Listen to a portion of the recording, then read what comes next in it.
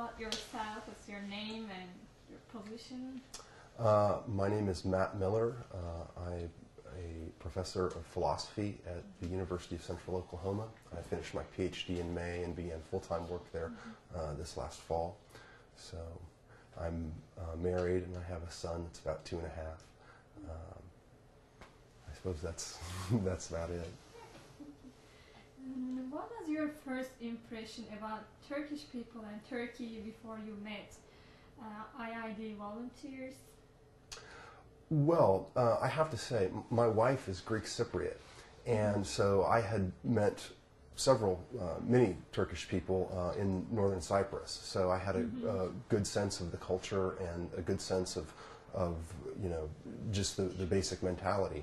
And I also have several Turkish friends apart from that when I was in graduate school that I knew actually prior to knowing my wife. So I wasn't altogether unfamiliar with Turkish culture and Turkish ideas. Have you wanted to go to Turkey when you were invited? Absolutely not. Absolutely not. I'll tell you, my only hesitation was that I was just in shock almost that someone else would invite me and bring me there at their expense. And I can't imagine a group of American Christians doing something similar. So that was my only shock, was that. But in terms of having any hesitation about it, absolutely not. What was your friends and family's reaction? Well, they were very encouraging. Yeah, they were like, yeah, go and do it. So Really? yeah. That's interesting. So what struck you most in Turkey? Well, I think I wasn't prepared for some of the natural beauty that I witnessed while I was there. It's funny, for me, some of the similarities to other places I've been, like Greece or Cyprus, were some of the more striking things. But there wasn't any one particular thing, I guess. I mean, looking out over the city of Istanbul from Rumeli Castle, that was something that was a memorable experience. But I don't think it wasn't as if I was experiencing culture shock or anything like that. No, I was fairly prepared for what I was going to see and do. So, how your impression about change after the trip? Well, one of the things I met, it's funny because that question sort of generalizes to all Turkish people. The Turkish people that I met when I was on the trip were wonderful, generous, kind, and very, very helpful and interested in talking.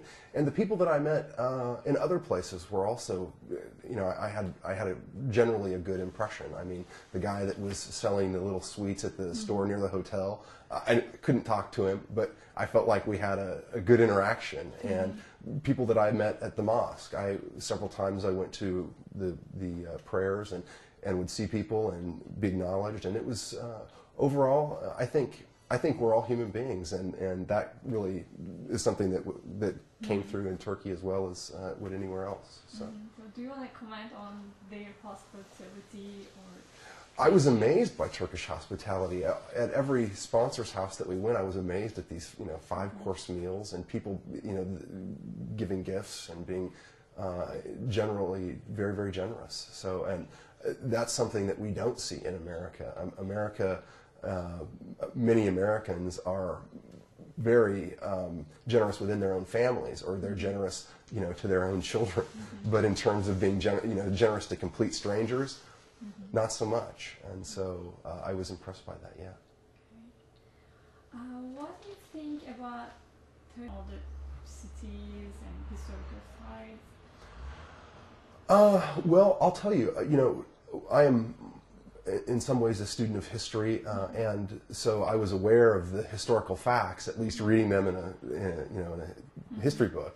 But it's interesting to sort of put that together with, here I am in Topkapi Castle, and this is where the Ottoman Empire was ruled for 500 years, and there's always a kind of magisterial sense when you're in a place with such great history there. So. Yeah, I mean, it was very, enjoyable for me to sort of go to all of these different places and see the things that I had read about or heard about before. So it was wonderful. Did the trip reinforce your hopes about establishing? Not particularly. No. I think it's a commendable. I think it's a commendable undertaking to have that as a goal and a real desire. But on the other hand, I'm not particularly optimistic about the idea of world peace. I think that there are very difficult conflicts throughout the world, and I think that if everyone was like the people that I was hosted by, then I would have hope. Yeah, but I think those people are not the norm, probably. So what should we do to solve the conflict? Well, I think dialogue is important. That was one of the points of the trip. However, I tend to think that dialogue ought not be necessarily faith-based.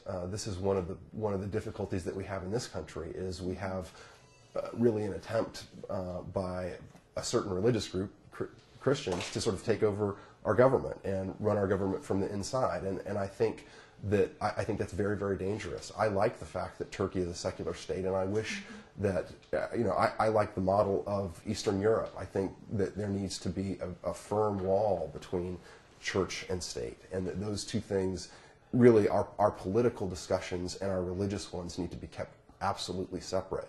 And so in terms of bringing about world peace, I think certainly religion has its place, and at its highest development, that's the sort of view that's advocated. I mean, I was very appreciative of what I learned about Sufism, for example, when I was there, and Christian mysticism also. Sort of Christianity at its highest manifestation has this sort of implicit in it.